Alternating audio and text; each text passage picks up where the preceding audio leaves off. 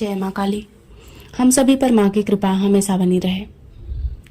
अगर किसी व्यक्ति को शक्तिपात के जरिए दिव्य दृष्टि दे दी जाती है तो वो दिव्य दृष्टि कितने दिन तक रहने वाली है, और उस दिव्य दृष्टि से क्या वो किसी का भला कर पाएगा या फिर खुद का भी भला कर पाएगा, इसमें कितनी सच्चाई है।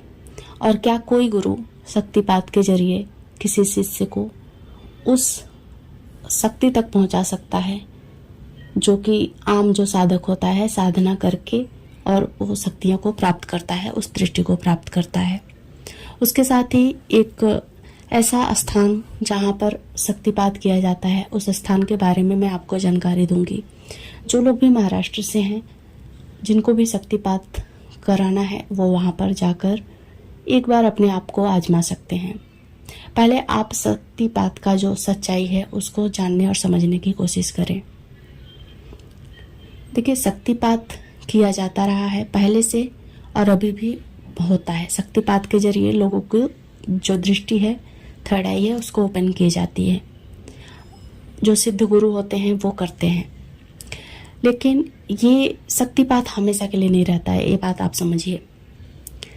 शक्तिपात जैसे कि लोन लेकर आपने अपने घर का खर्च चला दिया, पैसा है मतलब कर्ज लेकर, वो एक दिन खत्म हो जानी है। लेकिन अगर आपने अपने साधना के बल पर दिव्य दृष्टि या फिर थर्ड आई को ओपन किया है तो फिर वो हमेशा के लिए है। वो शक्तियाँ आपके पास हमेशा के लिए हैं, वो सिद्धियाँ आपके पास हमेशा के लिए हैं।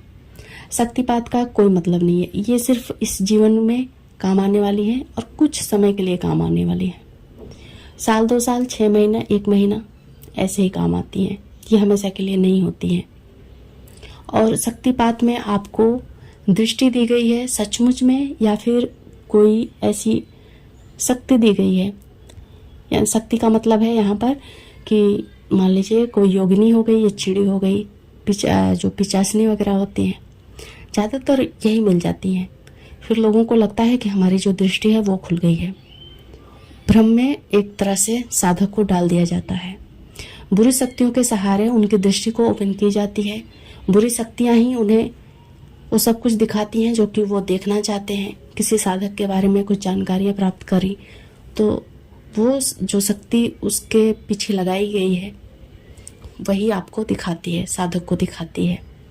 तो ये होता है शक्तिपात की सच्चाई, आज की सच्चाई इस कलयुग की। पहले असल में जो दृष्टि दी जाती थी शक्तिपात के जरिए वो होता था, पर कलयुग में बहुत ही कम है, बहुत ही रेयर केस देखने को मिलता है जो शक्तिपात के जरिए लोगों का भला हो जाए या फिर दृष्टि जो है वो ओपन हो जाए। बात कड़वी है, देखिए, आसानी से हजम नहीं होगा किसी को। ऐसी बातें, सच्ची जो बातें होती है ना, किसी को जल्दी हजम नहीं होती हैं। बहुत सारे इस पे क्वेश्चन मार्क लगते हैं कि ऐसा कैसे हो सकता है। बहुत सारे लोग जो पैसों के दम पर शक्तिपात पा लेते हैं, या फिर बहुत सारे ऐसे यूट्यूब पर भी लोग ऑनलाइन भी शक्तिपात दे रहे हैं। ये कैसे हो रहा है मुझे नहीं समझ में आता, क्योंकि जितना मैंने गुरु माँ से सीखा है ये असंभव है। जितना मुझे माँ ने ज्ञान दिया है उस हिसाब से शक्तिपात, देखिए, हमारी जो शरीर की क्षमता है, हमारी जो शरीर की क्षमता है, अगर हमें सिर्फ 100 वाट की जो बिजली का करंट है उसको सहने की क्षमता है और 1000 वाट का करंट लग गया तो क्या होगा।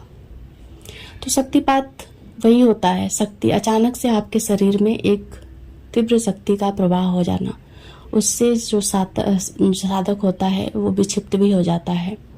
साधक की मानसिक स्थिति भी खराब हो जाती है। आप बहुत सारे अभी भी अगर आप ओपन करके देखिए यूट्यूब या फिर कोई भी ऐसा सोशल मीडिया प्लेटफॉर्म, तो उसमें बहुत सारे बाबा लोग ऐसे हैं जो बहुत ही ज्ञानी हैं, बहुत अच्छी बातें करते हैं, ज्ञान की बातें करते हैं, ईश्वर की बातें करते हैं, उनको गूढ़ नॉलेज है। पर आप देखेंगे ना कि उनकी स्थिति थोड़ी पागलपन जैसी है। वो कुछ समय अच्छी बातें करेंगे, कुछ समय ऐसे हंसेंगे ठहाके लगाकर, कुछ ऐसी बातें कर देंगे आपको लगेगा अरे ये तो पागल है। तो ऐसे विक्षिप्त अवस्था हो जाती है साधक की, और ये होता है शक्तिपात के जरिए।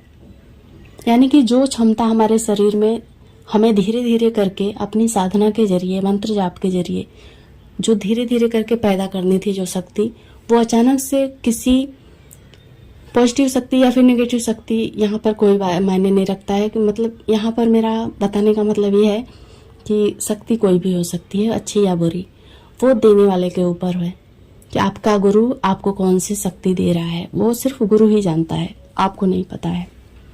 तो वो शक्ति अचानक से आपके अंदर प्रवेश करती है तो आपकी स्थिति अगर संभालने लायक है तब तो आप संभाल लेते हो। कुछ दिन वो शक्ति आपके साथ चलती है या फिर लॉन्ग टाइम तक चलती है, अगर आप उसे अच्छे से उतना जो उसके लिए भोग प्रसाद वगैरह रहता है, उसके जो नियम है, कायदे हैं, कानून है, उस हिसाब से अगर आप चलते हो तो वो शक्ति रहती है कुछ सालों तक। लेकिन अगर आप नहीं संभाल पाते हो तो तुरंत ही आपकी जो स्थिति है ऐसे ही पागलों जैसी हो जाती है। आप दिखने में बहुत ज्ञानी लगोगे, आपकी बातें, हाव भाव सब कुछ बदल जाएगा, पर कभी कभी आपका जो स्थिति है वो अचानक से ऐसा आपके शरीर में बदलाव, मन में ऐसा बदलाव आएगा कि आप पागलों जैसी हरकतें करना शुरू कर दोगे। ऐसा हो जाता है। और कोई कोई तो पूर्ण रूप से भी पागल हो जाता है। तो ये होता है शक्तिपात के साइड इफेक्ट। यहाँ पर फिर से मैं वही बोलूँगी जो कि मैं हमेशा बोलती हूँ, मेरा पर्पज अवेयरनेस का है, डराने का बिल्कुल भी नहीं है। और शक्तिपात के लिए एक स्थान है जिसके बारे में मैंने बताया वीडियो में कि मैं बताऊंगी आपको। तो नासिक में त्र्यंबकेश्वर मैं गई थी। वहाँ पर अंजनी पर्वत के पास एक मुझे गुरुजी मिले।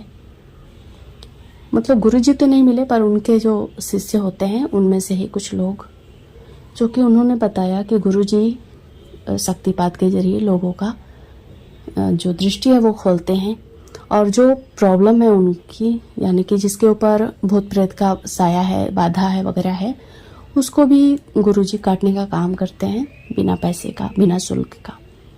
तो जिन लोगों को भी लगता है कि उनको शक्तिपात कराना चाहिए या फिर उनके लाइफ में कुछ प्रॉब्लम है ऐसी जो कि जिसका हल नहीं मिल रहा है, तो वो एक बार इन गुरुजी से आप जाके मिल सकते हैं। पूरा एड्रेस क्लियर मुझे भी नहीं पता है क्योंकि मुझे ज़रूरत नहीं थी तो मैं नहीं गई वहाँ पे। बस मुझे जो जानकारियाँ मिली कि अंजनी पर्वत के पास में है, यानी कि आप त्र्यंबकेश्वर जाते हैं, वहाँ से किसी को भी पूछेंगे अंजनी पर्वत तो बता देगा, कोई भी रिक्शे वाला आपको लेकर जा सकता है। अंजनी पर्वत के पीछे 500 मीटर की दूरी पर गुरुजी का आश्रम है। बस मुझे इतना ही पता है। अब आप जितने भी लोग महाराष्ट्र के हैं वहाँ पर जाकर आप अपने आप को एक ट्राई दे सकते हैं शक्तिपात का, या फिर आपके ऊपर कोई भी नेगेटिविटी है या फिर कोई भी बाधा हो। उम्मीद है इस वीडियो से आपने ज़रूर कुछ अच्छा सीखा होगा। जय माँ काली।